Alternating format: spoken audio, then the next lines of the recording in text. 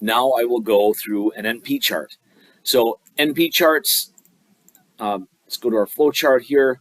So they're, again, binary state, right? So single defect, so they're defective, or they're not defective, they pass or they fail, right? And there is a constant sample size. So here we have our number of rejected units, and our sample size each day is 1,000.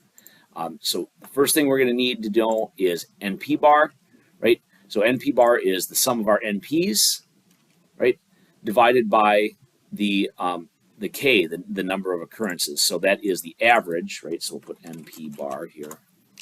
That is the average defects per day. So we'll go ahead and use F4 so we can autofill that down. We're also going to need to know the P bar. So the P bar is going to be the sum of the rejected units divided by the total sum of all the inspected units.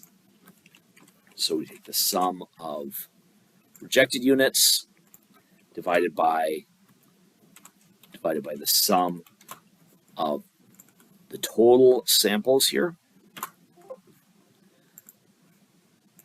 Looks okay. Have some brackets out of place here.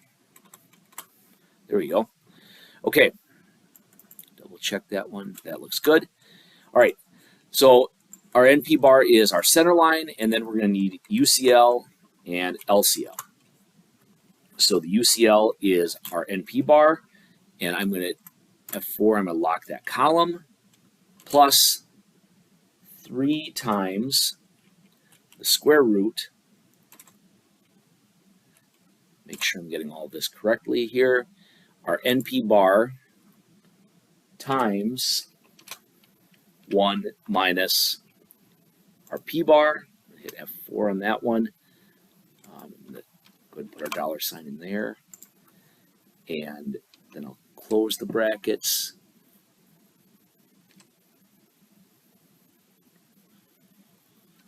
Making sure. There we go. Nope, I did miss one. That looks correct. Let me just double check here.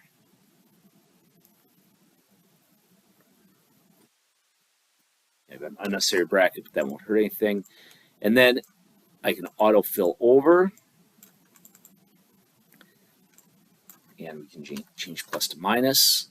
And now we have our upper and lower control limits. Highlight these. I'm going to hold down control. I'm also going to highlight this. Insert. And our line chart. So there we go. We can see these. Again, this is one where we can use conditional formatting or use the OR, right? So I'll use conditional formatting on this one. So I'm going to go conditional formatting, new rule, cell values that contain a cell value greater than or equal to our UCL.